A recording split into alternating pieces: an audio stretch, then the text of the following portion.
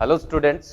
तो आज last class में अपन ने एटॉमिक स्ट्रक्चर कंप्लीट किया था, ठीक है ना। तो आज अपन जो टॉपिक स्टार्ट करने जा रहे हैं वो है कार्बनिक यौगिकों का नामकरण, ठीक है ना। और कार्बनिक यौगिक क्या होते हैं ये अपन डिस्कस करेंगे, लेकिन उससे पहले अपन एक्चुअल में ये जो टॉपिक है ये अपना ऑर्गेनिक केमिस्ट्री का टॉपिक है। ऑर्गेनिक केमिस्ट्री, ठीक है। तो ऑर्गेनिक केमिस्ट्री का टॉपिक अपन ले रहे हैं और टॉपिक का नाम क्या है भाई? कार्बनिक यौगिकों का नामकरण, ठीक है ना। तो अब कार्बनिक यौगिक ऑर्गेनिक केमिस्ट्री में अपन क्या पढ़ेंगे, पहले तो अपन इसकी बात कर लेते हैं, ठीक है। आज अपना जो है वो नोमेनक्लेचर का फर्स्ट लेक्चर है, ठीक है ना। इसको इंग्लिश में अपन बोलेंगे नोमेनक्लेचर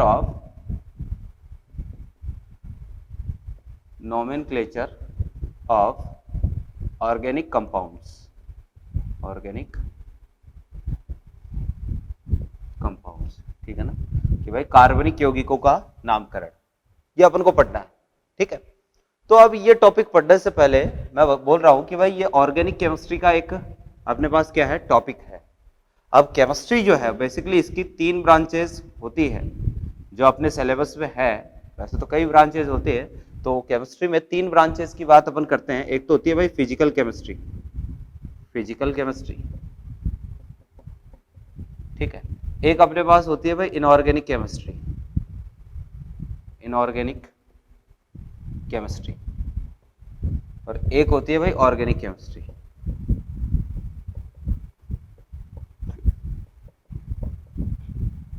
ठीक है। ये 3 चीजें होती है, फिजिकल केमिस्ट्री, ऑर्गेनिक और इनऑर्गेनिक, ठीक है ना। अब इनमें क्या क्या पढ़ते हैं? सबसे पहले एटॉमिक स्ट्रक्चर की बात अपन ने करी थी। तो एटॉमिक स्ट्रक्चर एक ऐसा चैप्टर है जिसको फिजिकल और इनऑर्गेनिक दोनों में अपन शामिल कर सकते हैं, ठीक है ना। तो फिजिकल केमिस्ट्री में बेसिकली अपन बात करते हैं कि कोई भी चीज, ठीक है ना, अपन ने कोई भी एक्सपेरिमेंट किया तो उस एक्सपेरिमेंट को मैथमेटिकली यानी गणितीय गणनाओं से उसको कैसे अपन प्रूफ करें, ठीक है। तो वो चीज पढ़ी जाती है किसमें? Physical chemistry. केमिस्ट्री के रिगार्डिंग आपने कोई भी चीज पढ़ी, ठीक है ना, कोई भी एक्सपेरिमेंट किया, तो अब उस एक्सपेरिमेंट को जो आपने थ्योरी दी है या कोई एक्सपेरिमेंट किया है उनको मैथमेटिकल कैलकुलेशन से कैसे प्रूव किया जाता है, तो इसके बारे में अपन पढ़ते हैं किसमें? फिजिकल केमिस्ट्री में पढ़ते हैं, ठीक है। इनऑर्गेनिक और ऑर्गेनिक केमिस्ट्री, तो बेसिकली ऑर्गेनिक केमिस्ट्री जो है इसमें अपन बात करेंगे भाई ऑर्गेनिक कंपाउंड्स की, ऑर्गेनिक कंपाउंड्स, ठीक है, कार्बनिक यौगिकों की। किसकी बात करेंगे? कार्बनिक यौगिकों की बात करेंगे। अब कार्बनिक यौगिक जो है ये क्या होते हैं, अभी मैं बताऊंगा आपको कि कार्बनिक कंपाउंड किसको बोलते हैं। कार्बनिक यौगिक का मतलब है कि भाई आपने छोटी क्लास में जरूर हाइड्रोकार्बन का नाम सुना होगा। किसका?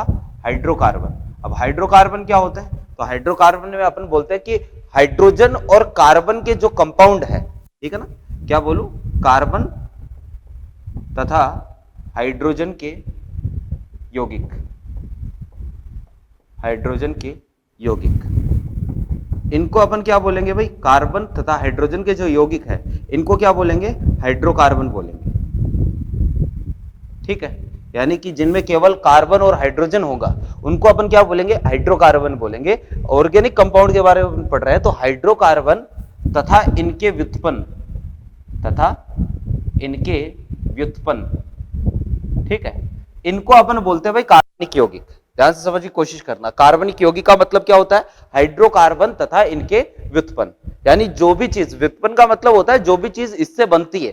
हाइड्रोकार्बन से बनने वाली जितनी भी चीजें हैं वो सारी की सारी हाइड्रोकार्बन की व्युत्पन्न मानी जाएगी। अभी अपन इसका एग्जाम्पल देखेंगे। तो एक बार के लिए ऑर्गेनिक कंपाउंड में आपको क्या ध्यान में रखना है, कार्बनिक यौगिक क्या होते हैं? तो हाइड्रोकार्बन और इनके व्युत्पन्न, ठीक है, उनको ऑर्गेनिक कंपाउंड अपन बोलते हैं। यानी बेसिकली अपन यहां पर हाइड्रोकार्बन के बारे में पढ़ने वाले हैं। हाइड्रोकार्बन का मतलब ऐसे कंपाउंड जिनमें 2 चीजें हैं, एक तो कार्बन एक हाइड्रोजन, ठीक है ना, इनके बारे में स्टडी करते हैं अपन किसमें? ऑर्गेनिक केमिस्ट्री में। यानी कार्बन और कार्बन के जितने भी यौगिक हैं इन सब यौगिकों की बात अपन कहां करेंगे भाई? ऑर्गेनिक केमिस्ट्री में करेंगे। क्लियर है बात? अब देखना जरा कि ऑर्गेनिक केमिस्ट्री में अपन ने कार्बन की बात कर ली। हाँ, एक कंपाउंड कार्बन का ऐसा है CO2। तो CO2 की संरचना को समझाने के लिए अपन जो है वो इसको इनऑर्गेनिक में पढ़ते हैं। CO2 के बारे में जो है वो इनऑर्गेनिक बात करेंगे। बाकी कार्बन के जितने कंपाउंड है उन सब की स्टडी बेसिकली कहां करेंगे? ऑर्गेनिक कंपाउंड में करेंगे, ऑर्गेनिक केमिस्ट्री में करेंगे। इनऑर्गेनिक केमिस्ट्री में क्या पढ़ते हैं कि भाई टोटल अपने पास 118 तत्व है। 118 तत्वों में से कार्बन के बारे में जो है वो अपन पढ़ते हैं किसमें? ऑर्गेनिक केमिस्ट्री में। और बाकी जितने भी तत्व है उन सब के बारे में अपन किस में पढ़ते हैं, इनऑर्गेनिक केमिस्ट्री में पढ़ते हैं, ठीक है ना। तो ये अपने पास होगी इनऑर्गेनिक, ऑर्गेनिक और फिजिकल केमिस्ट्री के बारे में छोटी सी बात, ठीक है ना।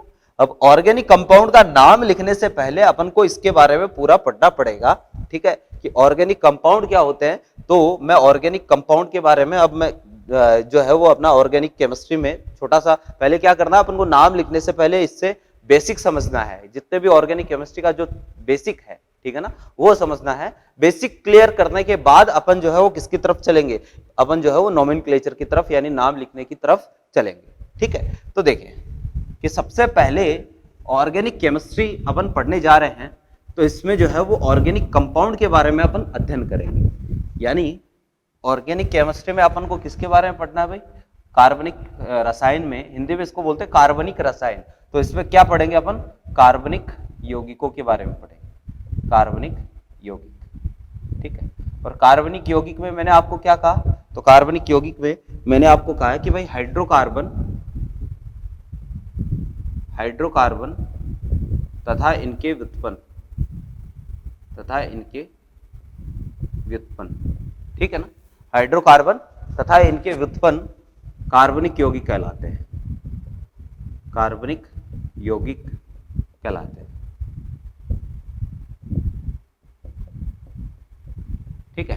क्या लिखा है, हाइड्रोकार्बन तथा इनके व्युत्पन्न कार्बनिक यौगिक कहलाते हैं। यहां नया वर्ड आया अपने पास, क्या, हाइड्रोकार्बन। तो हाइड्रोकार्बन जो है ये क्या होता है, तो हाइड्रोकार्बन में अपन बोलेंगे कि हाइड्रोजन तथा कार्बन के यौगिक हाइड्रोकार्बन कहलाते हैं, यौगिक हाइड्रोकार्बन कहलाते हैं। क्लियर है बात, क्या लिखा है कि भाई हाइड्रोजन तथा कार्बन के यौगिक जो है उनको अपन क्या बोलेंगे, हाइड्रोकार्बन कहेंगे। यानी जिनमें केवल हाइड्रोजन और कार्बन हो उनको ही क्या बोलेंगे, हाइड्रोकार्बन बोलेंगे। एग्जाम्पल के लिए भाई आपने नाम सुना होगा एल्केन, ठीक है, आपने नाम सुना होगा एल्कीन और नाम सुना होगा एल्काइन। तो एल्केन, एल्कीन और एल्काइन जो होते हैं, यहां पर क्या होता है कि कार्बन और कार्बन के बीच में केवल सिंगल बॉन्ड होता है, कार्बन और कार्बन के बीच में डबल बॉन्ड होता है, और कार्बन और कार्बन के बीच में ट्रिपल बॉन्ड होता है, ठीक है। तो देखना जरा कि एल्केन हो चाहे एल्कीन हो चाहे एल्काइन हो, इनमें केवल और केवल दो ही तत्व होते हैं, एक तो हाइड्रोजन होता है, एक कार्बन होता है। ये तीनों के तीनों जो है वो हाइड्रोकार्बन की कैटेगरी में रखे जाते हैं, ठीक है। तो अब मैंने लिखा है हाइड्रोजन तथा कार्बन के यौगिक हाइड्रोकार्बन कहलाते हैं, ठीक है। और फिर एल्केन, एल्कीन, एल्काइन जो है वो क्या होता है, हाइड्रोकार्बन होते हैं। अब हाइड्रोकार्बन तथा इनके व्युत्पन्न, तो अब व्युत्पन्न जो वर्ड है इसका मतलब क्या है, इसका मतलब होता है कि ऐसी चीजें जो हाइड्रोकार्बन से बनती है उनको हाइड्रोकार्बन व्युत्पन्न बोला जाता है। एग्जाम्पल के लिए देखना कि जैसे भाई अपने पास CH3 और CH3 है, एथेन है, इसमें से मैंने क्या किया, एक हाइड्रोजन हटा दिया और एक हाइड्रोजन हटा के मैंने OH लगा दिया, तो CH3 और ये CH2 और ये OH, ये वाला कंपाउंड बनेगा। और ये कंपाउंड कौन सा है, ये कंपाउंड है भाई एल्कोहल, ठीक है।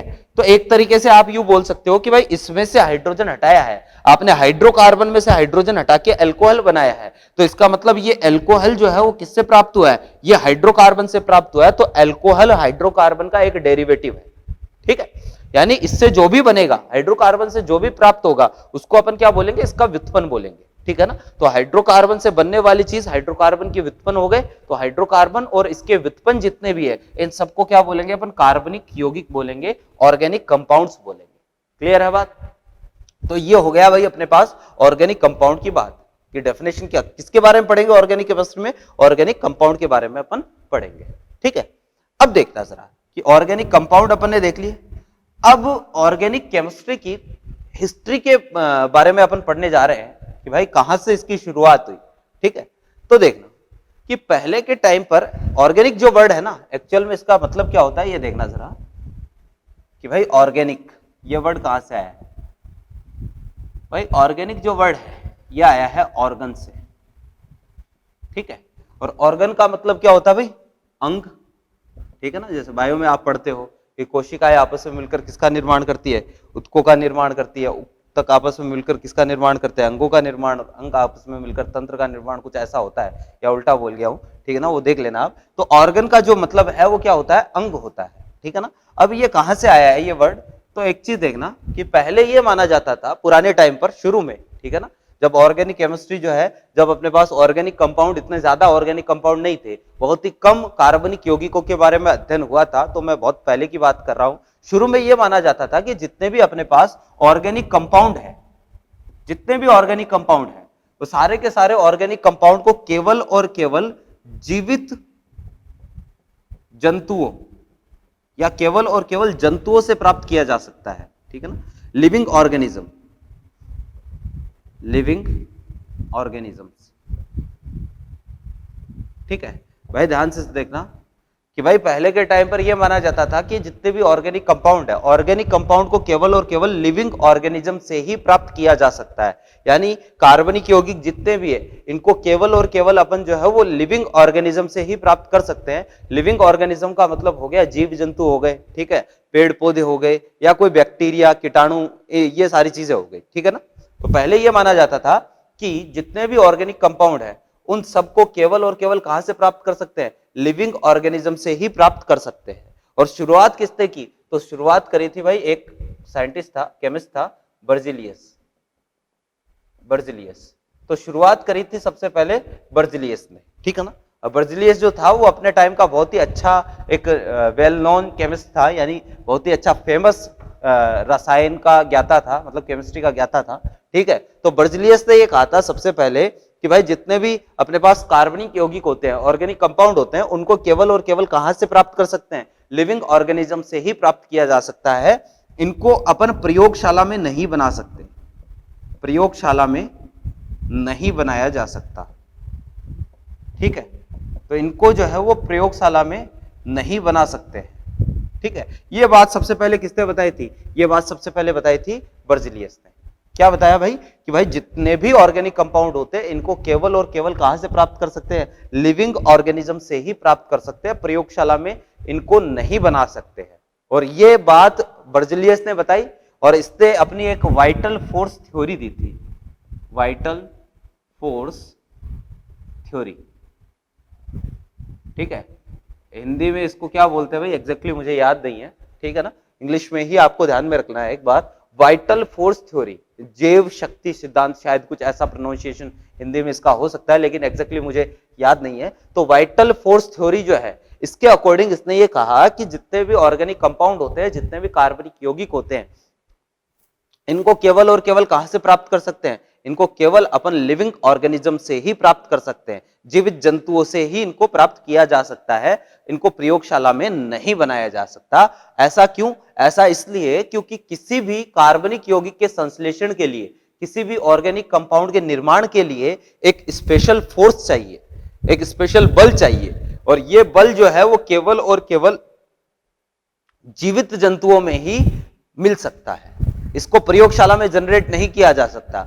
यानी कार्बनिक यौगिकों के संश्लेषण के लिए जिस बल की आवश्यकता होती है, वो बल अपन प्रयोगशाला में नहीं लगा सकते हैं, आर्टिफिशियली उस बल को क्रिएट नहीं कर सकते हैं। इसलिए जो है वो प्रयोगशाला में अपन किसी भी ऑर्गेनिक कंपाउंड का संश्लेषण नहीं कर सकते। ये किसका कहना था, ये कहना था बर्जिलियस का। तो बर्जिलियस ने जो है वो एक तरीके से ऑर्गेनिक केमिस्ट्री की शुरुआत करी थी, इसलिए बर्जिलियस को फादर ऑफ ऑर्गेनिक केमिस्ट्री भी बोलते हैं। क्लियर है बात, ठीक है ना। आपको पूछ ले कि भाई फादर ऑफ ऑर्गेनिक केमिस्ट्री कौन है, तो बर्जिलियस जो है उसको फादर ऑफ ऑर्गेनिक केमिस्ट्री माना जाता है, ठीक है। तो अब देखना जरा वापस से देख लो एक बार कि भाई वाइटल फोर्स थ्योरी में क्या बताया इसने कि ऑर्गेनिक कंपाउंड को अपन लैब में नहीं बना सकते, क्यों, क्योंकि इनके सिंथेसिस के लिए, इनके फॉर्मेशन के लिए एक स्पेशल फोर्स की जरूरत होती है, और ये फोर्स जो है वो केवल और केवल लिविंग ऑर्गेनिजम्स में ही मिलता है, इसको प्रयोगशाला में आर्टिफिशियली अपन क्रिएट नहीं कर सकते, इसलिए ऑर्गेनिक कंपाउंड को प्रयोगशाला में नहीं बना सकते, ठीक है। तो देखो ये बर्जिलियस ने सबसे पहले बता दिया। अब क्या हुआ कि बर्जिलियस के बाद में जैसे ही इसने वाइटल फोर्स थ्योरी दी, अब क्योंकि जो है बड़ा नाम था अपने टाइम का एक, तो सबने इसकी बात मानी, लेकिन एक साइंटिस्ट था जिसका नाम था भाई वॉलर, ठीक है, साइंटिस्ट था, ये भी एक केमिस्ट था। तो वॉलर एक साइंटिस्ट था, ये एक दिन क्या कर रहा था भाई अपनी लैब में अमोनियम साइनेट, अमोनियम साइनेट, ठीक है, अमोनियम साइनेट के साथ कुछ एक्सपेरिमेंट कर रहा था, NH4, ठीक है। तो अमोनियम साइनेट के साथ ये कुछ एक्सपेरिमेंट कर रहा था। अब सडनली इसने क्या किया, अमोनियम साइनेट को हीट किया, तो इसने देखा ये वाला मॉलिक्यूल जो है वो एक दूसरे कंपाउंड में कन्वर्ट हो जाता है NH2CO NH2, ठीक है ना। ये सडनली इसने देखा कि अमोनियम साइनेट को अपन क्या करते हैं, अगर हीट करते हैं तो एक दूसरा कंपाउंड बदल रहा है, दूसरा कंपाउंड बन रहा है, और ये वाला कंपाउंड जो है इसका नाम क्या है, इसका नाम है यूरिया, ठीक है ना। फॉर्मूला भी आपको ध्यान में रखना है, NH2CO NH2 नाम क्या होता है इसका, यूरिया नाम होता है, ठीक है ना। अब अमोनियम साइनेट जो है वो एक इनऑर्गेनिक कंपाउंड है, ये क्या है, एक इनऑर्गेनिक कंपाउंड है, ठीक है।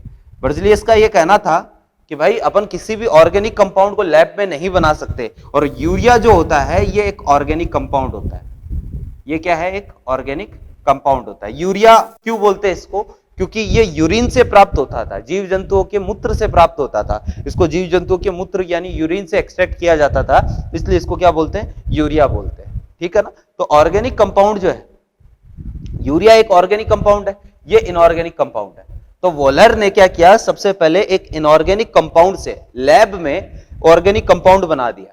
तो जैसे ही वॉलर ने जो है वो ऑर्गेनिक कंपाउंड बनाया, तो इसने जो है वो क्या किया, बर्ज़िलियस को कहा कि भाई बर्ज़िलियस देख, मैंने जो है वो एक ऑर्गेनिक कंपाउंड बना दिया है लैब में, अब बता तेरा क्या करना। तूने तो कहा था कि भाई वाइटल फोर्स थ्योरी होती है जिसके अकॉर्डिंग जो है वो अपन लैब में नहीं बना सकते, लेकिन मैंने जो है वो यूरिया को लैब में प्रिपेयर कर दिया, और इसने वापस से प्रिपेयर करके बर्ज़िलियस को बता दिया कि देख भाई ये देख, ठीक है।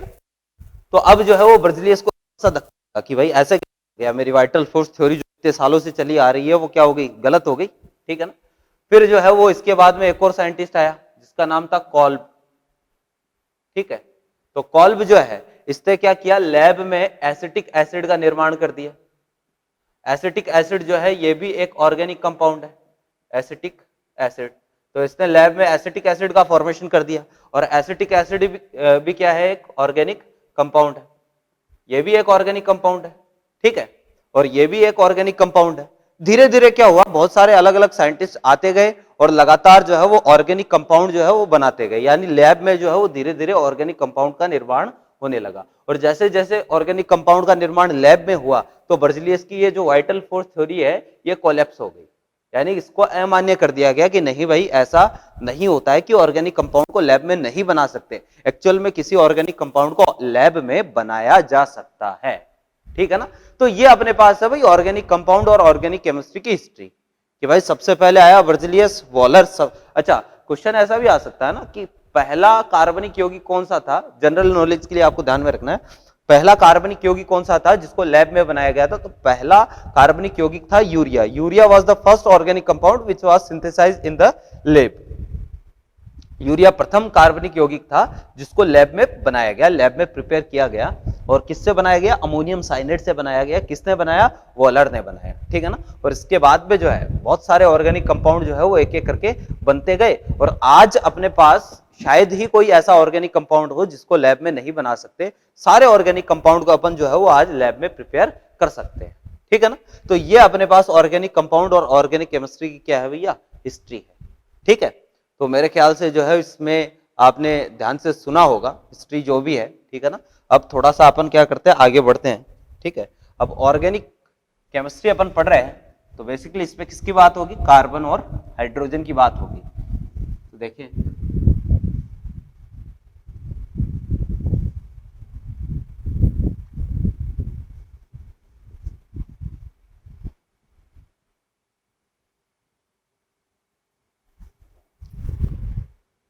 अब देखो कि भाई ऑर्गेनिक केमिस्ट्री में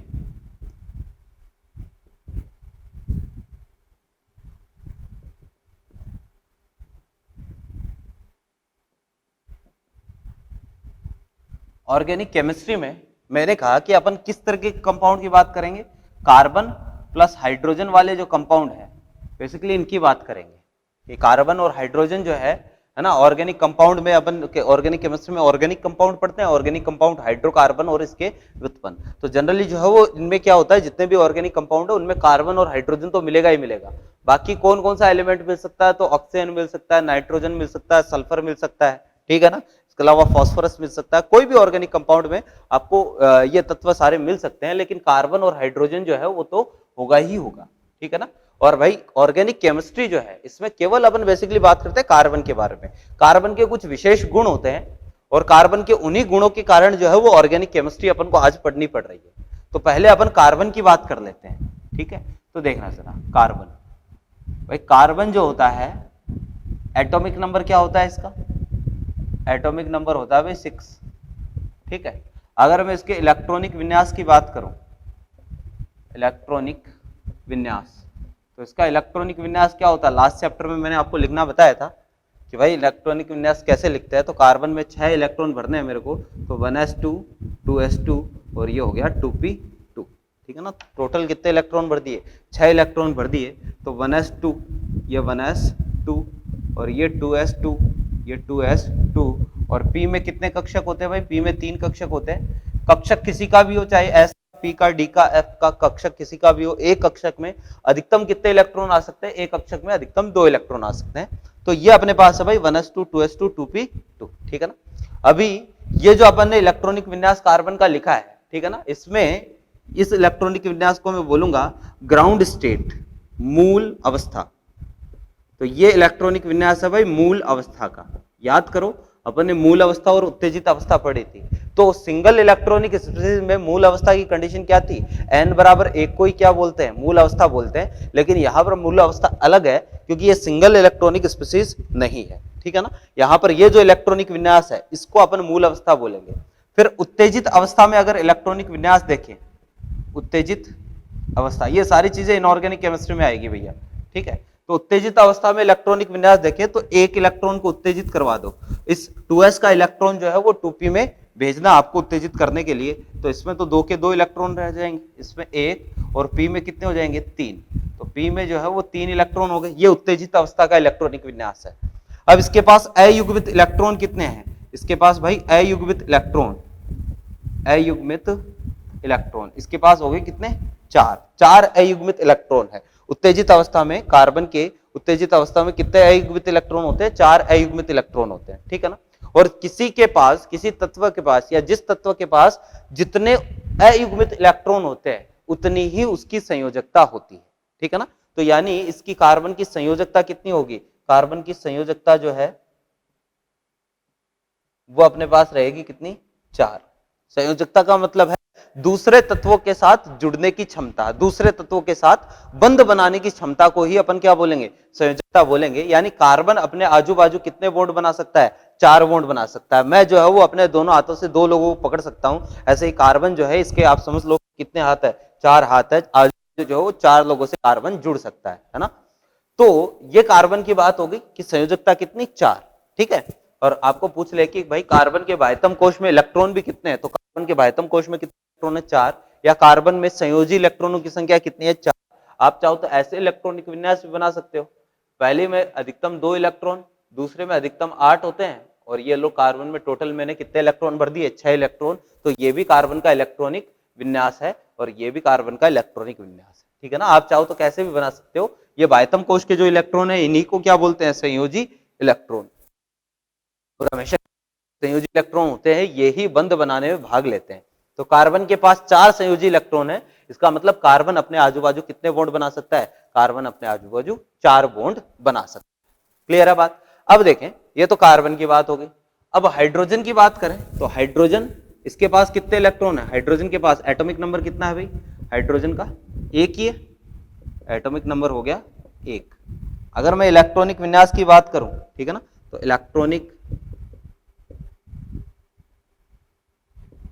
इलेक्ट्रॉनिक कॉन्फ़िगरेशन, ठीक है। तो ये क्या हो जाएगा अपने पास 1s1 हो जाएगा, ठीक है। और 1s1 में इलेक्ट्रॉन कितने अपने पास, केवल 1 इलेक्ट्रॉन है, और 1 इलेक्ट्रॉन है, ठीक है। और ये किसमें है, 1s में है। तो एक अयुग्मित इलेक्ट्रॉन है तो इसकी संयोजकता कितनी है, इसकी संयोजकता जो है वो कितनी होगी, 1 होगी।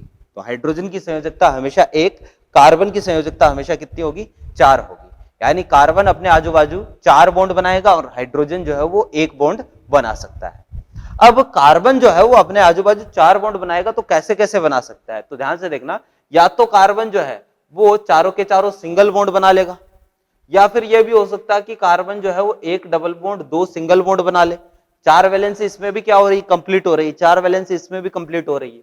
या फिर ये हो सकता है कि कार्बन अपने आजू बाजू 2 डबल बॉन्ड बना ले, ठीक है, या एक पॉसिबिलिटी है कि कार्बन अपने आजू बाजू जो है एक ट्रिपल बॉन्ड और एक सिंगल बॉन्ड बना ले। ये 4 पॉसिबिलिटी हो सकती है कि कार्बन को अपनी 4 वैलेंसीज पूरी करनी है, तो चारों वैलेंसी जो है वो कुछ इस तरीके से पूरी हो सकती है कि या तो चारों के चारों सिंगल बॉन्ड बन जाए, या फिर एक डबल बॉन्ड 2 सिंगल बॉन्ड बन जाए, या फिर 2 डबल बॉन्ड, या फिर एक ट्रिपल बॉन्ड और एक सिंगल बॉन्ड। चारों वैलेंसी इस तरीके से पूरी हो सकती है। कभी भी 4 बॉन्ड का फॉर्मेशन नहीं होता है, ऐसे 4 बॉन्ड का फॉर्मेशन कर दो, कभी भी ऐसा नहीं होता है। क्लियर है बात? तो या तो सिंगल बॉन्ड बनेगा, या डबल बॉन्ड, या ट्रिपल बॉन्ड बन सकता है। तो कार्बन जो है वो अपनी चारों वैलेंसी इन चारों तरीकों में से कैसे भी पूरी कर सकता है, लेकिन आपसे ज्यादा वैलेंसी कार्बन की नहीं बनानी है, ठीक है ना। अगर कहीं पर 4 से ज्यादा वैलेंसी हो रही है, इसका मतलब वहां पर कुछ गड़बड़ कर दी है अपने, है ना। तो ये ध्यान में रखना है कि सिंगल बॉन्ड, डबल बॉन्ड और ट्रिपल बॉन्ड बन सकता है। कार्बन जो है वो अपने चारों तरफ सिंगल, डबल या ट्रिपल बॉन्ड का फॉर्मेशन कर सकता है, ठीक है। तो ये तो हो गई कार्बन की वैलेंसी की बात, ठीक है। अब कार्बन में एक अद्भुत प्रॉपर्टी होती है जो इसकी यूनिक प्रॉपर्टी है, जिसको अपन बोलते हैं श्रृंखलन। अगर कार्बन में यह गुण नहीं होता, श्रृंखलन का गुण नहीं होता, श्रृंखलन का मतलब है श्रृंखला निर्माण करना, यानी एक कार्बन दूसरे कार्बन के साथ लगातार जुड़कर जो है वो बहुत लंबी कार्बन चेन का निर्माण कर लेता है। लगातार जुड़ने का मतलब यह है कि एक कार्बन दूसरे कार्बन के साथ जुड़ता चला जाएगा। और वो कैसे जुड़ेगा? तो हो सकता है सिंगल बॉन्ड से जुड़ जाए आपस में, डबल बॉन्ड से, ट्रिपल बॉन्ड से, कैसे भी जुड़ सकता है। इन चारों तरीकों में से कोई सा भी तरीके से 2 कार्बन परमाणु आपस में जुड़ सकते हैं, ठीक है। तो एक कार्बन दूसरे कार्बन के साथ लगातार क्या होगा? जुड़ता चला जाएगा और बहुत लंबी कार्बन की श्रृंखला का निर्माण कर लेगा। और इसी श्रृंखला निर्माण की प्रवृत्ति के कारण क्या है भाई? बहुत सारे अलग अलग प्रकार के ऑर्गेनिक कंपाउंड का निर्माण होता है, बहुत सारे अलग अलग प्रकार के कार्बनिक यौगिकों का निर्माण होता है, ठीक है। तो श्रृंखलन की प्रकृति जो है वो कार्बन में ही होती है। हाँ, इसके नीचे के तत्व जो है, कार्बन है, सिलिकॉन है, ठीक है, जर्मेनियम है, तो इनमें भी श्रृंखलन होता है, लेकिन सबसे ज्यादा श्रृंखलन की नेचर जो है वो किसमें होती है? कार्बन में होती है। क्लियर है बात? तो कार्बन में श्रृंखलन की प्रवृत्ति होती है, और इसी श्रृंखलन के कारण बहुत सारे ऑर्गेनिक कंपाउंड अपन को पढ़ने पड़ रहे हैं, ऑर्गेनिक केमिस्ट्री पढ़नी पड़ रही है। अगर कार्बन में श्रृंखलन का नेचर नहीं होता, या ये श्रृंखलन का गुण नहीं होता, तो शायद ऑर्गेनिक केमिस्ट्री अपन नहीं पढ़ रहे होते, ठीक है ना। तो इसी श्रृंखलन की नेचर, इसको इंग्लिश में बोलते हैं भाई केटेनेशन। तो इसी केटेनेशन की नेचर के कारण जो है वो कारण अपन जो है वो आज ऑर्गेनिक केमिस्ट्री पढ़ रहे हैं, और बहुत सारे अलग अलग टाइप के ऑर्गेनिक कंपाउंड अपन को देखने को मिलते हैं, ठीक है ना। तो ये हो गया भाई कि हाइड्रोजन की वैलेंसी 1, कार्बन की कितनी? 4, ठीक है। फिर देखो आगे चलते हैं।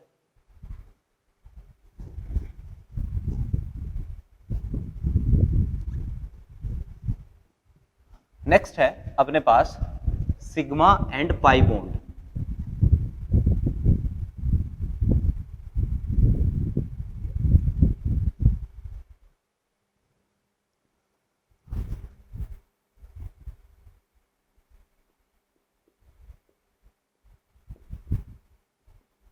सिग्मा एंड पाई बॉन्ड, ठीक है ना। इसको अपन बोलते हैं सिग्मा, और ये पाई तो आप जानते ही हो, ठीक है ना। तो सिग्मा और पाई बंध ये क्या होते हैं भाई? देखना जरा, एक चीज मैंने अभी आपको बताई कि कार्बन जो है वो 4 वैलेंसी पूरी करेगा, और 4 वैलेंसी पूरी करने का तरीका क्या क्या है कि या तो चारों के चारों सिंगल बॉन्ड होंगे, या फिर जो है वो 2 डबल बॉन्ड हो जाएंगे, या फिर जो है वो 2 सिंगल बॉन्ड और 1 डबल बॉन्ड, या फिर 1 ट्रिपल बॉन्ड। ये चारों पॉसिबिलिटी हो सकती है। तो कार्बन अपनी वैलेंसी पूरी करे तो इन 4 तरीकों से ये पूरी कर सकता है। क्लियर है? अब देखना जरा सिग्मा बॉन्ड क्या होता है। हालांकि वैसे तो सिग्मा और पाई बॉन्ड के बारे में आप डिटेल में इनऑर्गेनिक केमिस्ट्री के केमिकल बॉन्डिंग वाले चैप्टर में पढ़ोगे, लेकिन अभी के लिए केवल एक सिंपल सी जानकारी आपको रखनी है कि जितने भी सिंगल बॉन्ड है, एक अकेला बॉन्ड दिख जाए वो सिग्मा प्रकार का होता है। क्या? जितने भी सिंगल बॉन्ड जो होते हैं, जितने भी सिंगल बॉन्ड है वो सारे सिग्मा प्रकार के होते हैं, सिग्मा प्रकार के होते हैं। क्लियर है कि भाई जितने भी सिंगल बॉन्ड है ना वो सारे के सारे कौन से टाइप के होंगे? वो सारे के सारे सिग्मा टाइप के होंगे, ठीक है। अब ये है सिग्मा है, ये सिग्मा है, ये हालांकि सिग्मा बॉन्ड का मतलब क्या होता है सिग्मा और पाई का, ये तो इनऑर्गेनिक केमिस्ट्री में पढ़ेंगे। अपन को ऑर्गेनिक केमिस्ट्री में केवल इतनी ही बात करनी है, अपन को पहचानना है कि कौन सा बॉन्ड सिग्मा है और कौन सा पाई, केवल इतना ही पढ़ना है, ठीक है ना, सिग्मा और पाई, ठीक है। अब यहां देखना जरा कि जो डबल बॉन्ड है या मल्टीपल बॉन्ड जब भी आ जाए, मल्टीपल बॉन्ड, ठीक है, जब भी मल्टीपल बॉन्ड आएगा तो मल्टीपल बॉन्ड में हमेशा जो है वो एक सिग्मा होगा, बाकी सारे पाई, बाकी सारे पाई। मल्टीपल बॉन्ड जब भी आएगा उसमें एक सिग्मा होगा, बाकी सारे कैसे होंगे, पाई बॉन्ड होंगे। समझने की कोशिश करना कि भाई जितने भी एक अकेला सिंगल बॉन्ड है तो वो तो हमेशा कौन से टाइप का होगा, सिग्मा प्रकार का होगा, और जितने भी मल्टीपल बॉन्ड है वो हमेशा जो है वो उनमें एक सिग्मा होगा, बाकी सारे क्या होंगे, पाई होंगे। जैसे डबल बॉन्ड आ गया तो इसमें एक सिग्मा है, एक पाई है, इसमें एक सिग्मा एक पाई, और इसमें जो है वो ये सिंगल बॉन्ड, ये भी सिंगल बॉन्ड, सिंगल बॉन्ड हमेशा सिग्मा टाइप का, इसमें एक सिग्मा एक पाई। ये सिंगल बॉन्ड है तो सिग्मा, ये वाला एक सिग्मा होगा मल्टीपल बॉन्ड में और बाकी सारे पाई, तो दो पाई, ठीक है ना। तो ये अपने पास सिग्मा और पाई बॉन्ड हो गए, है ना। मतलब क्या होता है इनका, ये बनते कैसे हैं, इनका फॉर्मेशन कैसे होता है, तो ये तो सारी चीजें किसमें पढ़ेंगे, इनऑर्गेनिक पढ़ेंगे। अभी के लिए आपको ये ध्यान में रखना है कि भाई कौन सा बॉन्ड सिग्मा होगा, कौन सा पाई होगा। जितने भी सिंगल बॉन्ड है, ठीक है, वो सारे के सारे हमेशा सिग्मा बॉन्ड होंगे, है ना। चाहे सिंगल बॉन्ड जो है वो डबल बॉन्ड के साथ आ रहा हो, चाहे सिंगल बॉन्ड ट्रिपल बॉन्ड के साथ आ रहा हो, सिंगल बॉन्ड अकेला आ रहा हो तो भी वो सिग्मा ही रहेगा, डबल बॉन्ड ट्रिपल बॉन्ड के साथ है तो भी वो सिग्मा ही रहेगा। क्लियर है बात। फिर देखो मल्टीपल बॉन्ड आ जाए, चाहे डबल बॉन्ड आ जाए चाहे ट्रिपल बॉन्ड आ जाए, उनमें केवल एक सिग्मा होगा, बाकी सारे कैसे होंगे, पाई। तो डबल बॉन्ड अगर है तो उसमें एक सिग्मा है, एक पाई है, ट्रिपल बॉन्ड है तो उसमें एक सिग्मा है, दो पाई बॉन्ड है। क्लियर है बात, ठीक है। तो ये छोटा सा पॉइंट आपको ध्यान में रखना है सिग्मा और पाई का। क्वेश्चन यहां से कैसे आएगा, क्वेश्चन यहां से आएगा, एक कंपाउंड आपको बना के देगा, पूछेगा इसमें कितने सिग्मा बॉन्ड है और कितने पाई बॉन्ड है, ठीक है। तो इस तरह के क्वेश्चन को सॉल्व करने के लिए जो कंपाउंड है ना, उसमें अपन को पहले बॉन्डिंग ध्यान में रखनी पड़ेगी, ठीक है ना।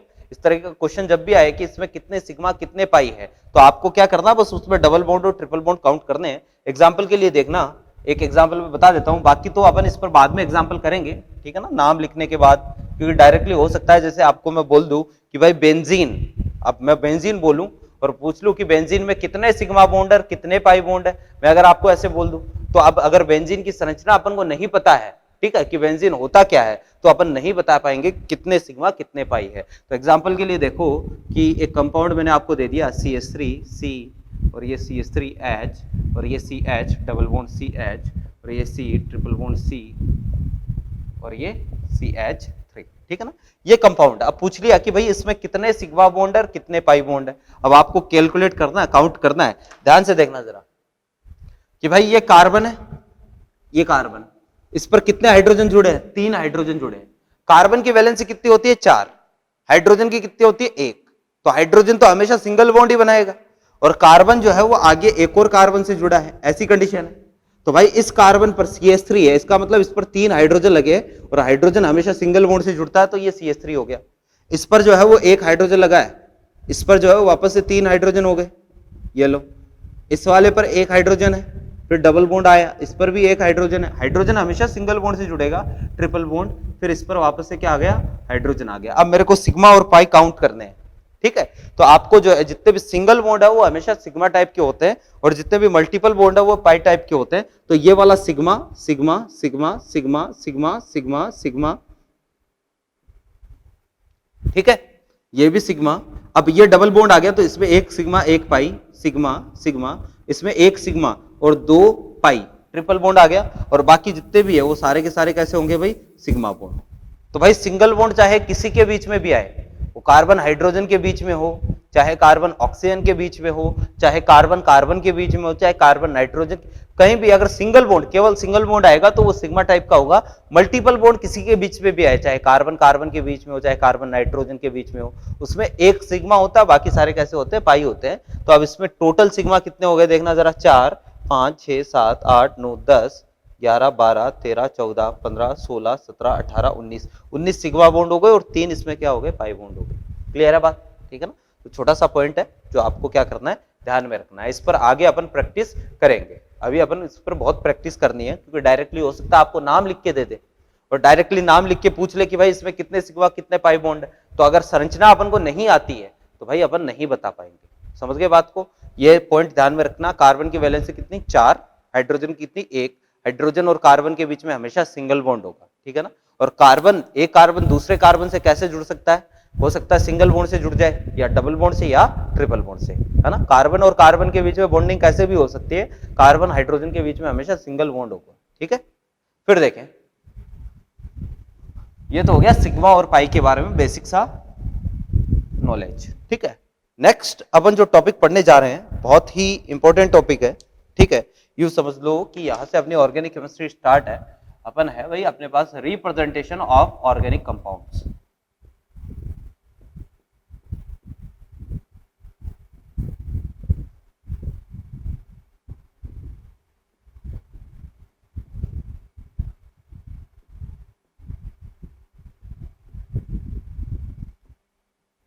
ठीक है, रिप्रेजेंटेशन ऑफ ऑर्गेनिक कंपाउंड्स, ठीक है ना। तो कार्बनिक यौगिकों का रिप्रेजेंटेशन का मतलब है उनका निरूपण, है ना, प्रदर्शन कैसे कर सकते हैं, उनको कैसे लिख सकते हैं, कार्बनिक यौगिकों को कैसे प्रदर्शित किया जाता है, अपन इसकी बात कर रहे हैं। तो भाई देखना जरा कि कार्बनिक यौगिकों को प्रदर्शित करने के बेसिकली अपने पास दो तरीके हैं। या तो अपन किसी कार्बनिक यौगिकों को bye molecular formula, molecular formula, molecular फॉर्मूले का मतलब है अणुसूत्र द्वारा, अणुसूत्र द्वारा, ठीक है ना। तो अणुसूत्र द्वारा उसको प्रदर्शित कर सकते हैं। आपको किसी कार्बनिक कंपाउंड को लिखने की जरूरत पड़ गई, मान लो आपको क्या करना है, उसको लिखना है, तो आप उसको अणुसूत्र द्वारा लिख सकते हो। जैसे अपन बात करें कि एल्केन, तो एल्केन का सामान्य सूत्र क्या होता है, एल्केन का सामान्य सूत्र अपने पास होता है CnH2n+2, ये एल्केन का सामान्य सूत्र है, ठीक है। एल्कीन का सामान्य सूत्र क्या है, एल्कीन का, तो एल्कीन का सामान्य सूत्र, सामान्य सूत्र ये अपने पास होता है CnH2n, ठीक है। और एल्काइन का सामान्य सूत्र क्या है, एल्काइन का सामान्य सूत्र, तो ये अपने पास होता है भाई CnH2n-2, ठीक है ना। तो एल्केन, एल्कीन और एल्काइन, एल्केन का सामान्य सूत्र CnH2n+2, CnH2n और CnH2n-2, क्लियर है। अब देखना जरा, आपने नाम सुना होगा, अगर मैं यहां पर एक रख दूं तो अपने पास क्या बनेगा भाई, CH4 बनेगा, इसका नाम क्या है, मेथेन, और मेथेन का अणुसूत्र क्या हो गया, CH4। अगर C2H6 है तो इसका नाम एथेन, C3H8 है इसका नाम प्रोपेन, ठीक है। तो अगर आप केवल अणुसूत्र लिखते हो, ये अणुसूत्र है अपने पास, अणुसूत्र आपको किसके बारे में बताता है, अणुसूत्र अपन को बताता है कि भाई उस यौगिक में कितने परमाणु हैं, कौन कौन से तत्व है और उन तत्वों के कितने परमाणु, क्या ये आपको बताएगा कि यौगिक के अणु में, यौगिक के अणु में कौन से तत्व है, कौन से तत्व है तथा उनके कितने परमाणु हैं, क्लियर है। आपको इसके बारे में बताएगा कि यौगिक के अणु में कौन से तत्व है तथा उनके कितने परमाणु हैं, अणुसूत्र इस चीज की जानकारी देता है, ठीक है। तो अणुसूत्र से अपन को केवल इसी के बारे में पता चलता है कि भाई यौगिक के अणु में कौन से तत्व है और कितने परमाणु है। आपको इसके बीच में बॉन्डिंग का पता नहीं चलेगा कि कार्बन और कार्बन जो है वो जुड़े हुए हैं, सिंगल बॉन्ड से जुड़े हुए हैं, ठीक है। यहाँ कार्बन और कार्बन भी सिंगल बॉन्ड से जुड़े हुए हैं, 3 कार्बन आपस में जुड़े हुए हैं। तो एक्चुअल में बॉन्ड जो है वो यहाँ पर बॉन्ड को दर्शाने की जरूरत नहीं पड़ती है। एल्कीन में भी ऐसा ही है कि जैसे अगर मैं बोलूं कि भाई C2H4 है, ठीक है, ये अपने पास कोई एल्कीन है, एथीन नाम है, तो ये जो है ये भी इसका क्या है, अणुसूत्र है। अपने पास C2H2 है, ये एल्काइन है, ये भी C2H2 भी क्या है, अणुसूत्र। तो अणुसूत्र से अपन किसी ऑर्गेनिक कंपाउंड को डायरेक्टली क्या कर सकते हैं, प्रदर्शित कर सकते हैं। जैसे H2C2O4, मेरे पास ये वाला जो है वो एक फॉर्मूला है, ये एक ऑर्गेनिक कंपाउंड है, इस ऑर्गेनिक कंपाउंड का नाम होता है भाई ऑक्जेलिक एसिड। अब ऑक्जेलिक एसिड है, ये तो पता चल गया कि इसमें 2 हाइड्रोजन है, 2 कार्बन है, 4 ऑक्सीजन है, लेकिन इससे ये बिल्कुल पता नहीं चलता है कि कार्बन और कार्बन आपस में कैसे जुड़े हुए हैं, कार्बन ऑक्सीजन से कैसे जुड़ा हुआ है, कार्बन ऑक्सीजन हाइड्रोजन से कैसे जुड़ा हुआ है, तो कौन सा परमाणु किससे जुड़ा हुआ है, इससे इसका पता नहीं चलता है। किससे, अणुसूत्र से। अणुसूत्र से केवल ये चीज पता चलती है कि इसमें कौन कौन से तत्व है और कितने उसके परमाणु। क्लियर है बात, ठीक है ना। तो ये हो गया भाई अपने पास बाय मॉलिक्यूलर फॉर्मूला। तो किसी भी ऑर्गेनिक यौगिक को अपन अणुसूत्र से प्रदर्शित कर सकते हैं। ऑर्गेनिक केमिस्ट्री में अपन अणुसूत्र से प्रदर्शित करेंगे, लेकिन ये इतना ज्यादा काम में नहीं आएगा। ठीक है, अणुसूत्र से प्रदर्शित करने वाला जो मेथड है इतना ज्यादा कोई काम में नहीं आता है, और वैसा प्रदर्शित लेकिन इतना ज्यादा काम में नहीं आएगा। तो पहला मेथड हो गया मॉलिक्यूलर फॉर्मूला अणुसूत्र से। दूसरा जो मेथड है अपने पास वो है बाय या फ्रॉम स्ट्रक्चरल फॉर्मूला।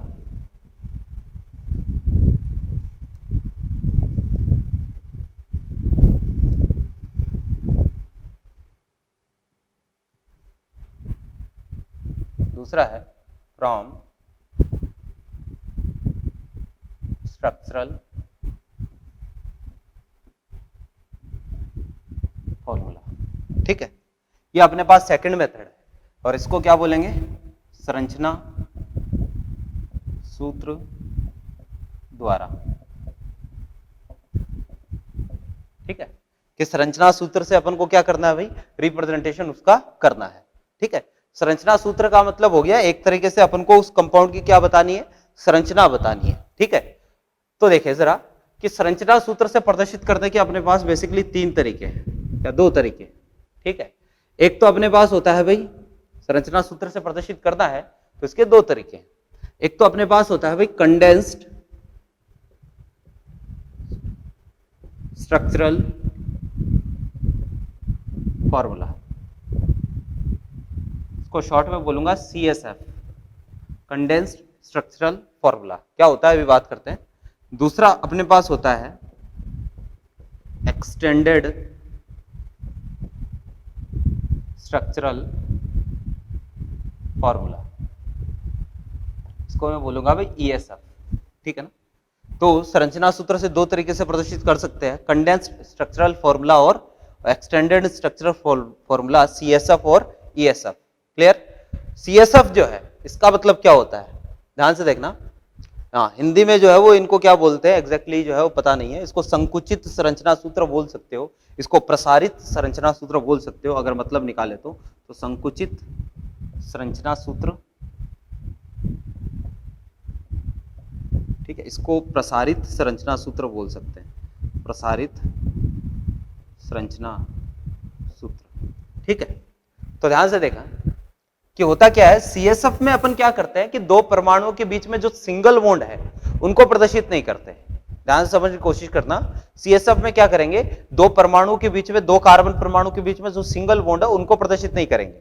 ठीक है, अपने पास अगर दो कार्बन परमाणु के बीच में डबल बॉन्ड या ट्रिपल बॉन्ड आता है उनको ही प्रदर्शित करते हैं, सिंगल बॉन्ड को CSF में कभी भी प्रदर्शित नहीं करते हैं। ठीक है, तो देखना जरा CSF की बात करें तो अपने पास है भाई CH3, और अगर मैं कहूं कि C2H6 है मान लो। ठीक है, तो इसका मेरे को क्या करना है, CSF बनाना है। C2H6 मॉलिक्यूलर फॉर्मूला है, अणुसूत्र है, दो कार्बन है, 6 हाइड्रोजन है, तो मेरे को क्या करना है, इसका संकुचित संरचना सूत्र बनाना है, CSF बनाना है। तो CSF बनाने के लिए आप यूं सोचो कि दो कार्बन है, ये लो जी दो कार्बन, ठीक, और 6 हाइड्रोजन है, तो दो कार्बन के बीच में 6 हाइड्रोजन कैसे डिवाइड करोगे? हर एक के हिस्से में कितने आएंगे? 3, यानी इसके पास 3 आएगा तो CH3 और ये CH3। ठीक है, अब कार्बन की वैलेंसी होती है 4, तो 3 तो आपने हाइड्रोजन से पूरी कर दी, चौथी वैलेंसी के लिए कार्बन और कार्बन को आपस में क्या करना पड़ेगा? जोड़ना पड़ेगा। ये इसकी स्ट्रक्चर हो गई। लेकिन अगर अपन को क्या करना है, CSF बनाना है, तो CSF में आपको ये बॉन्ड प्रदर्शित नहीं करना है, इसको केवल CSF में मैं CH3 लिखूंगा, ये इसका CSF है। ठीक है ना, केवल CH3, सिंगल बॉन्ड को प्रदर्शित नहीं करते हैं। जैसे मैं अगर आपको लिख दूं, अपने पास कंपाउंड है भाई C3H8, ये कंपाउंड है, तो 3 अपने पास कार्बन है, 8 हाइड्रोजन है, तो इसको जो है वो अपन CSF में लिखेंगे CH3 CH2 और ये CH3। CSF में अपन इसको ऐसे लिखेंगे। ESF की बात करें तो इसमें जो है वो कार्बन कार्बन के बीच में single bond, double bond, triple bond सबको प्रदर्शित करते हैं। एग्जांपल के लिए देखना, जो अपने पास CH3 है, इसको ESF में लिखने के लिए CH3 सिंगल बॉन्ड CH3, ये ESF हो गया। ठीक है, और एक्सटेंड करके यानी आपको पूरी चीजें इसमें इंडिकेट करनी है, जैसे CH3 CH2 CH3 है, तो CH3 और ये CH2 और ये CH3, ये इसका हो गया ESF, एक्सटेंडेड मॉलिक्यूलर फॉर्मूला। ठीक है ना, तो क्या करते हैं भाई, CSF में कार्बन कार्बन के बीच के जो डबल बॉन्ड है उनको प्रदर्शित नहीं, सिंगल बॉन्ड है उसको प्रदर्शित नहीं किया जा सकता, नहीं किया जाता है, जबकि ESF जब भी लिखेंगे तो जितने भी बॉन्ड है कार्बन कार्बन के बीच में, चाहे सिंगल बॉन्ड हो, चाहे डबल बॉन्ड हो, चाहे ट्रिपल बॉन्ड हो, इनको प्रदर्शित करते हैं। एक और मेथड है संरचना सूत्र से, तीसरा मेथड, जिसको बोलते हैं अपन ग्राफिकल मेथड। ग्राफिकल मेथड, तो इसमें अपन क्या करते हैं, इसमें जितने भी परमाणु है सबके बीच में जो बंधन है, सारे परमाणुओं के बीच की बॉन्डिंग जो है वो अपन को प्रदर्शित करती है। जैसे इसकी बात करें, मान लो CH3 है, ठीक है। अब ये तो हो गया ESF। अब इसको ग्राफिकल मेथड में अगर लिखना है तो ग्राफिकल मेथड में लिखने के लिए इसको ऐसे लिखेंगे, कार्बन कार्बन के बीच में सिंगल बॉन्ड, हाइड्रोजन है तो 1 2 3 हाइड्रोजन हाइड्रोजन और हाइड्रोजन। क्लियर? 1 2 3 हाइड्रोजन हाइड्रोजन और हाइड्रोजन, यानी इसमें जितने भी परमाणु है, ठीक है ना, सबके बीच में जो बॉन्डिंग है उसको अपन को प्रदर्शित करना होता है। तो तीनों हाइड्रोजन तीनों है, ये ग्राफिकल मेथड है। इतना ज्यादा काम में नहीं आएगा, ठीक है। अपने काम में आएगा भाई ESF, ठीक है ना, ESF काम में आ सकता है, CSF काम में आ सकता है। इसके बाद में एक तरीका मैं आपको बताऊंगा, BLN, बॉन्ड लाइन नोटेशन, ठीक है ना, तो उसकी भी बात अपन करेंगे। जैसे अगर आपको इसको प्रदर्शित करना है ग्राफिकल मेथड में, तो 3 अपने पास कार्बन है, तीनों के बीच में क्या है, सिंगल बॉन्ड है। तो इसको प्रदर्शित करूंगा तो हाइड्रोजन जो है वो कितने हैं, 3, तो इसके पास जो 3 हाइड्रोजन लगा दो, H H H, बीच वाले पर 2 हाइड्रोजन लगा दो सिंगल बॉन्ड से, हाइड्रोजन हमेशा क्योंकि सिंगल बॉन्ड से जुड़ता है। ये हो गया अपने पास इसका ग्राफिकल मेथड, ठीक है। जैसे अपने पास ये कंपाउंड है CH2 डबल बॉन्ड CH2, ठीक है। अब इसका मेरे को क्या करना है, ग्राफिकल मेथड बनाना है। ये अपने पास हो गया ESF, ठीक है ना। तो ग्राफिकल मेथड बनाना है तो कार्बन और कार्बन के बीच में डबल बॉन्ड है, 2 हाइड्रोजन इसके पास है और 2 हाइड्रोजन जो है वो इधर है, खत्म बात, ठीक है। तो ऐसे अपन जो है वो कोई भी काम कर सकते हैं। जैसे CH ट्रिपल बॉन्ड CH, इसका मेरे को ग्राफिकल मेथड बनाना है तो कार्बन हाइड्रोजन के बीच की बॉन्ड जो है उनको खोल के लिख दो, ये लो। क्लियर है? तो ये सारी चीजें आपको ध्यान में रखनी है कि भाई संरचना सूत्र से कैसे करते हैं। तो संरचना सूत्र में 3 तरीके हो गए, ग्राफिकल मेथड, ESF और CSF, ठीक है ना। इनकी अभी अपन प्रैक्टिस करेंगे, ठीक है। किसी भी ऑर्गेनिक कंपाउंड को रिप्रेजेंट करने का ये तरीका हो गया। फिर एक तरीका और है अपने पास ऑर्गेनिक कंपाउंड को प्रदर्शित करने का, तो देखें,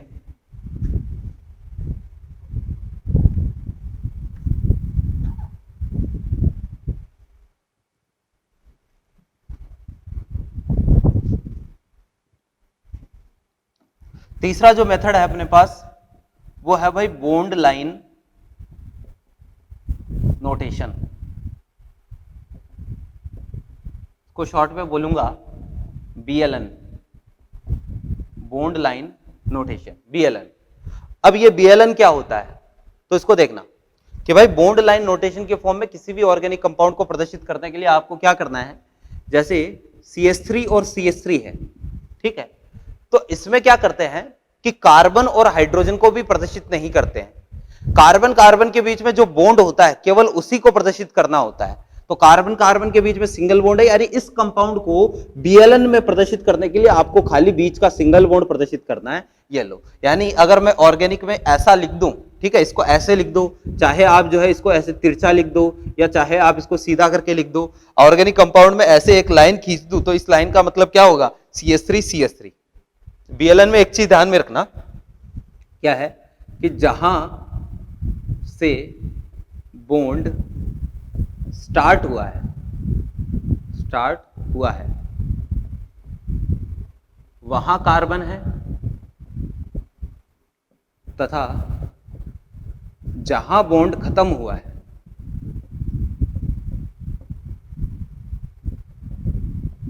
वहां कार्बन है। क्लियर है? क्या, जहां से बॉन्ड स्टार्ट हुआ है वहां कार्बन है, जहां बॉन्ड खत्म हुआ है वहां कार्बन है, और हर एक कार्बन को प्रदर्शित करेगा कि हर कोना जो है वो कार्बन को प्रदर्शित करेगा, ठीक है। तो ध्यान से देखें कि भाई ये वाला जो है यहां से बॉन्ड स्टार्ट हुआ है, यहां से लाइन स्टार्ट हुई है, एक कार्बन यहां है, एक कार्बन यहां है, ठीक है। या इसको यहां से लाइन स्टार्ट हुई है, एक कार्बन यहां, एक कार्बन यहां, एक कार्बन यहां, एक कार्बन, जहां से लाइन स्टार्ट हुई है या जहां से बॉन्ड स्टार्ट हुआ है वहां एक कार्बन होगा, जहां बॉन्ड खत्म हो रहा है वहां पर भी एक कार्बन होगा। और ऑर्गेनिक केमिस्ट्री में कार्बन की, अच्छा, कार्बन की वैलेंसी अभी मैंने कितनी बताई थी, 4 बताई थी, यानी कुल मिला के 4 वैलेंसी पूरी करनी है आपको।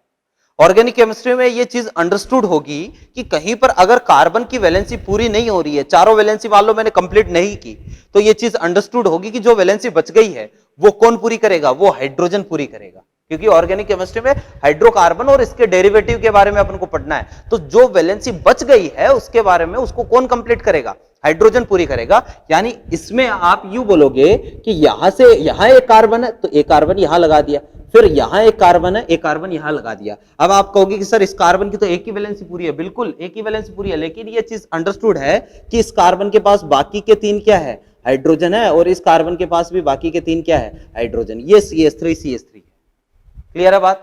तो इसमें अपन बॉन्ड लाइन नोटेशन में क्या करते हैं, केवल कार्बन कार्बन के बीच में जो बॉन्ड है ना उनको ही प्रदर्शित किया जाता है। ठीक, जैसे CH2 इसको प्रदर्शित करना है तो इसके बीच में डबल बॉन्ड है तो इसको आप ऐसे प्रदर्शित कर दो, खत्म बात। ऑर्गेनिक केमिस्ट्री में 2 लाइनें ऐसे खींच दूंगा तो उसका मतलब क्या होगा, CH2 होगा। इसको आप कैसे भी बना सकते हो, ऐसे तिरछा बना दो, इसको ऐसे सीधा बना दो, वो कैसे भी बना सकते हो, इससे कोई फर्क नहीं पड़ेगा। बस अगर ऐसा लिख दोगे तो इसका मतलब एक कार्बन यहाँ है, एक कार्बन यहाँ है, दोनों के बीच में डबल बॉन्ड है, ये वाली कंडीशन आ जाएगी। जो वैलेंसी बच रही है वो कौन पूरी करेगा, अंडरस्टूड है, हाइड्रोजन पूरी करेगा। 2 वैलेंसी कार्बन की कंप्लीट हो गई, CH2 और ये भी CH2, खत्म बात।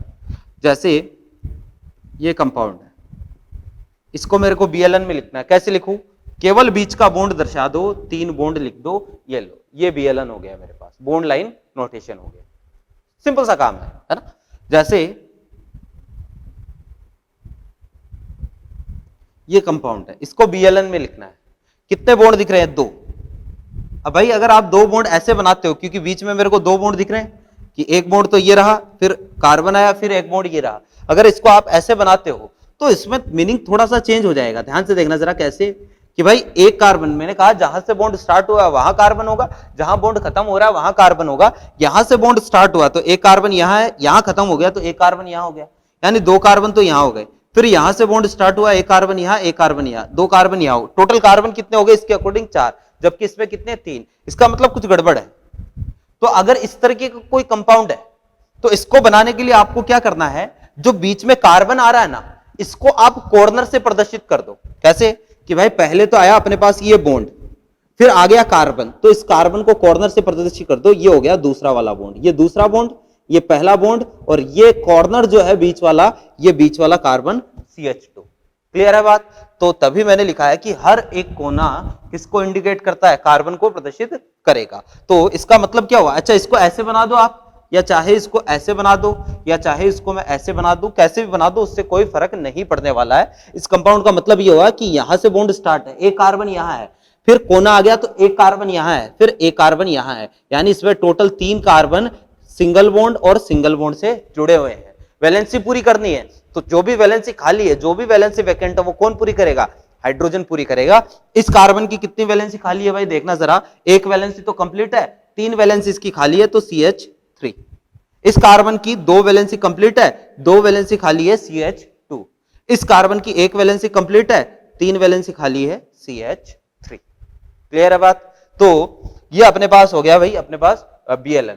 ठीक है, एक और एग्जांपल लेते हैं, इस पर बहुत प्रैक्टिस अपन को करनी पड़ेगी, क्योंकि ऑर्गेनिक केमिस्ट्री में जो सबसे जनरल मेथड है, ऑर्गेनिक केमिस्ट्री में जो सबसे जनरल मेथड है किसी भी ऑर्गेनिक कंपाउंड को प्रदर्शित करने का, वो कौन सा है, Bln। बहुत ज्यादा अपन ज्यादातर Bln ही काम में लेंगे, है ना। इसको प्रदर्शित करते हैं तो देखना, टोटल जो है वो अपने पास कितने कार्बन है, 4।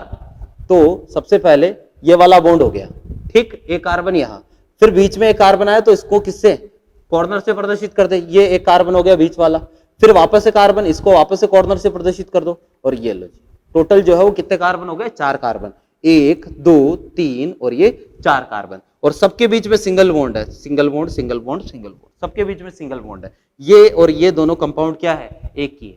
आप चाहो इसको ऐसे बना दो, मेरी इच्छा हुई मैं इसको ऐसे बना दूं, आप इसको ऐसे भी बना सकते हो, तो भी 4 ही कार्बन है, 1 2 3 एंड 4। ठीक है, मेरी इच्छा हो गई भाई मैं इसको जो है वो ऐसे बना दूं, ये लो जी, ठीक है। तो आप इसको कैसे भी बना सकते हो, ठीक है ना, उससे कोई फर्क नहीं पड़ेगा, इन सब का मीनिंग क्या है, एक ही है। ठीक है, जैसे अपने पास ये कोई कंपाउंड है,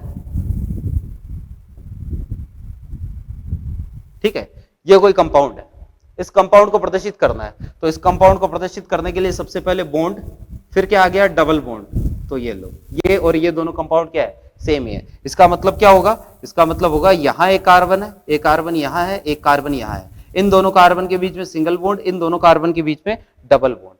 क्लियर है बात। तो इसको जो है कार्बन कार्बन और कार्बन, ये इस कंपाउंड का मतलब है। आप चाहो तो वैलेंसी क्या कर सकते हो, कंप्लीट कर सकते हो, ठीक है ना। तो इस तरीके से अपन को क्या करना है भैया, बीएलएन बनाना आना चाहिए। या अगर मैं बीएलएन लिख के दूं, ठीक है ना, मैं अगर आपको बीएलएन लिख के दूं तो उससे ईएसएफ बनाना आना चाहिए और ईएसएफ से बीएलएन बनाना आना चाहिए। मैं एक एग्जांपल लिख रहा हूं, उसमें आपको बीएलएन लिख के दूंगा और बीएलएन से आपको क्या करना है, ईएसएफ बनाना है। देखें कुछ एग्जांपल देखते हैं, ठीक है। यहां पर मैं लिखूंगा भाई बीएलएन, ये प्रैक्टिस बहुत जरूरी है, और यहां पर अपन उसके लिए ईएसएफ। क्लियर है। तो देखना कि बीएलएन में ये हो गया। आप अगर आपको समझ में आ गया है तो आप क्या करें, इसको साफ साफ आप ईएसएफ बनाते जाएं और इसके बाद में मैं आपको बना के बताऊंगा।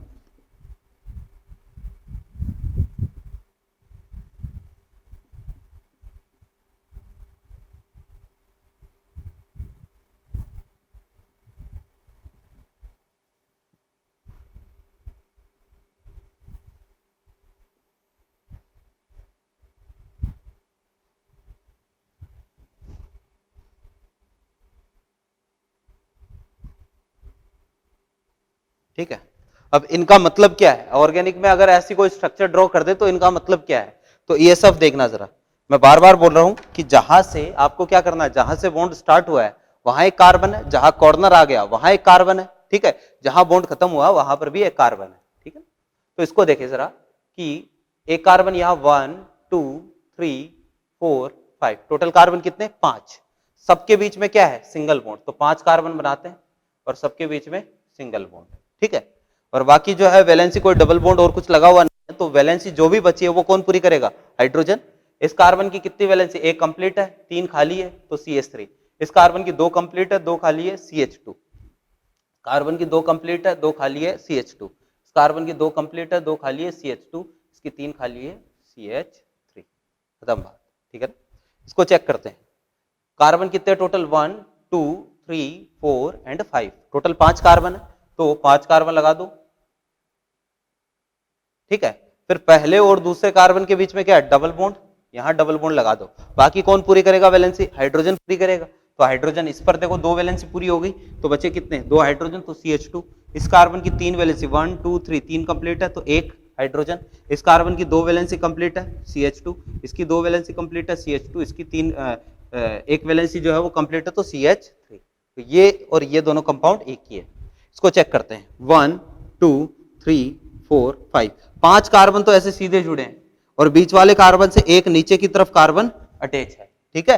तो इसको ऐसे बनाऊंगा, 1 2 3 4 5, 5 कार्बन जोड़ दिए, बीच वाले कार्बन से एक कार्बन नीचे की तरफ जुड़ा है और दूसरे और तीसरे नंबर कार्बन के बीच में डबल बॉन्ड है, यानी इन दोनों के बीच में डबल बॉन्ड है। बाकी जो भी वैलेंसी पूरी होती है, जो भी वैलेंसी है वो कौन कंप्लीट करेगा, हाइड्रोजन कंप्लीट करेगा। आप अपने आप कंप्लीट करें। इसको चेक करते हैं भाई, देखो 1 2 3 4, 4 कार्बन तो दिख गए। अब यहां से ट्रिपल बॉन्ड यहां से बीच में से स्टार्ट है, इसका मतलब एक कार्बन यहां है, एक कार्बन यहां, जहां से बॉन्ड स्टार्ट है वहां कार्बन है, ट्रिपल बॉन्ड बीच में से स्टार्ट है, इसका मतलब बीच में एक कार्बन है। तो टोटल कार्बन 1 2 3 4 5 6, टोटल 6 कार्बन हो गए, 1 2 3 4 5 6, टोटल 6 कार्बन हो गए, ठीक है ना।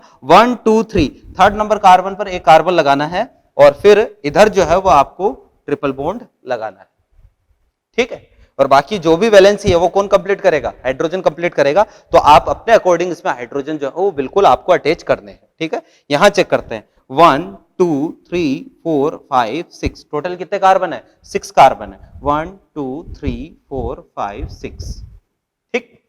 तो पहले और लास्ट कार्बन पर डबल बॉन्ड है, एक डबल बॉन्ड यहां है, एक डबल बॉन्ड यहां है, बाकी की वैलेंसी कौन कंप्लीट करेगा, हाइड्रोजन कंप्लीट करेगा। क्लियर है बात। तो ये बीएलएन से ईएसएफ बनाना आना चाहिए, ईएसएफ से मॉलिक्यूलर फॉर्मूला लिखना भी आना चाहिए। जैसे अगर मेरे को इससे पूछ ले कि भाई इसका मॉलिक्यूलर फॉर्मूला क्या होगा, तो मॉलिक्यूलर फॉर्मूले के लिए आपको टोटल कार्बन चेक करने हैं, टोटल हाइड्रोजन चेक करने हैं। कार्बन टोटल हो गए 5, तो मॉलिक्यूलर फॉर्मूला C5। हाइड्रोजन जो है वो कितने हो गए, 3 3 6, 6 और 4 10, 2 12, H12। ये इसका फॉर्मूला हो गया C5H12। इसका फॉर्मूला लिखना है, तो कार्बन कितने हो गए भाई 5 कार्बन, 1 2 3 4 5। हाइड्रोजन कितने हो गए 2 2 4 2 6, 6 और 4 10, H10। ये इसका फॉर्मूला हो गया C5H10। ऐसे अपन को मॉलिक्यूलर फॉर्मूला भी पूछ सकता है। क्लियर है? अपन क्या करेंगे नेक्स्ट क्लास में, कुछ और प्रैक्टिस भी करेंगे, है ना। ESF में उससे आपको BLN बनाना होगा, BLN से ESF मॉलिक्यूलर फॉर्मूला ये कैसे लिखना इंपॉर्टेंट। ज्यादा ऑर्गेनिक कंपाउंड में रिप्रेजेंटेशन अपन किससे करेंगे, BLN से ही करेंगे। तो नेक्स्ट क्लास में अपना काम एक तो रहेगा इनका इन पर प्रैक्टिस करना, और फिर अपन जो है वो पढ़ेंगे टाइप्स ऑफ कार्बन, ठीक है ना, या डिग्री ऑफ कार्बन। तो नेक्स्ट क्लास में इसको यहां से अपन कंटिन्यू करते हैं। तो इसके बाद में अपन from here we will be proceeds in the next class. Thank you.